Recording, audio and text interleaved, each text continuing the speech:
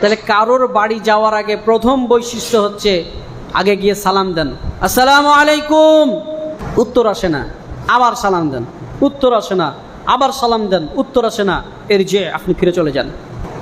1 নম্বর। 2 নম্বরে সালাম দিয়েছেন, তখন বলবেন আমি অমুক, আপনার সঙ্গে দরকার ছিল, বাড়িতে কি প্রবেশ করতে পারি? আর একটা কন্ডিশন এখানে আছে, আল্লাহ রাসূল শিখালেন, সেটা হচ্ছে দরজার সোজাসুজি দাঁড়াবেন না, হয় ডানে না হয় বামে, সাইড করে দাঁড়াবেন। এমনি করে উটুকি মারবেন না, কোথায় আসছে না আসে না। আল্লাহ রাসূল সাল্লাল্লাহু আলাইহি সাল্লাম যখন কারোর বাড়ির দরজার সামনে যেতেন, বাড়ির সামনের দরজার সোজাসুজি দাঁড়াতেন না, ডানে না হয় বামে সরে দাঁড়াতেন। আল্লাহু আকবার। একজন ব্যক্তি এসেছে আল্লাহ রাসূলের কাছে, সালাম দিয়েছে, দিয়ে আল্লাহ রাসূল সাল্লাল্লাহু আলাইহি সাল্লামের যে পর্দা ছিল বাড়ির, সেই পর্দার ফুটা দিয়ে তার উকি মেরে দেখছে। সহিহ মুসলিমের হাদিস। উকি মেরে যখন দেখছে, তখন আল্লাহ রাসূল সাল্লাল্লাহু আলাইহি সাল্লাম বলছেন যে আমি যদি জানতে পারতাম যে তুমি আমার বাড়ির দিকে টুকি মেরেছো, তাহলে আল্লাহ রাসূল সাল্লাল্লাহু আলাইহি সাল্লামের হাতে, তখন সেই অন্য হাদিসে আমি বলেছিলাম যে চুলকাবারি ছিল একটা, আর এই সহিহ মুসলিমের হাদিসে বলছে আল্লাহ রাসূলের হাতে একটা লোহার বস্তু ছিল, কিছুর কোনো একটা বস্তু ছিল, লোহার বস্তুটা তার চোখে ঢুকিয়ে দিলেন। সহিহ মুসলিমের হাদিস। আসাবি নবী সাল্লাল্লাহু আলাইহি ওয়াসাল্লাম হিনা আফকা বিহা আইনাইহু, আল্লাহ রাসূল গেলেন আর তার চোখে ঢুকিয়ে দিলেন। আমাদের সমাজের মানুষদের কি হবে বলেন তো?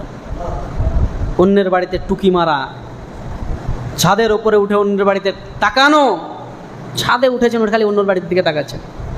আল্লাহ রাসূল সাল্লাল্লাহু আলাইহি ওয়াসাল্লাম বললেন তুমি কারোর বাড়িতে উকি মারবে না, তাকাবে না, খবরদার কারোর বাড়িতে টুকি মারবে না। ছাদের উপরে উঠে জানালার ফাঁক দিয়ে পর্দা সরিয়ে কারোর বাড়িতে টুকি মারবে না, খবরদার। আল্লাহ রাসূল সাল্লাল্লাহু আলাইহি ওয়াসাল্লাম নিজে গেলেন আর তার চোখে লোহার দিয়ে ঢুকিয়ে দিলেন। আল্লাহ রাসূল সাল্লাল্লাহু আলাইহি ওয়াসাল্লাম বলছেন কোনো ব্যক্তি যদি কারোর বাড়িতে উকি মারে আর সে যদি তার চোখকে তুলে নেয়, আল্লাহ তাআলা তাকে আল্লাহ তাআলার কাছে জবাবদিহি করতে হবে না, মানে তার কোনো গুনাহ হবে না। বলেন আপনার আমাদের সমাজের মানুষের কি হবে? আমরা তো খালি কার বাড়িতে টুকি মেরে কি করছে দেখতে পারলে আমরা খুব ভালোবাসি, অন্যের কথা কান লাগিয়ে শোনার কথা চেষ্টা করি। আল্লাহ রাব্বুল আলামিন সবই হারাম করেছেন। হ্যাঁ, তো যে কথা বলছিলাম যে দরজার সামনে গিয়ে এদিক ওদিক তাকানো যাবে না।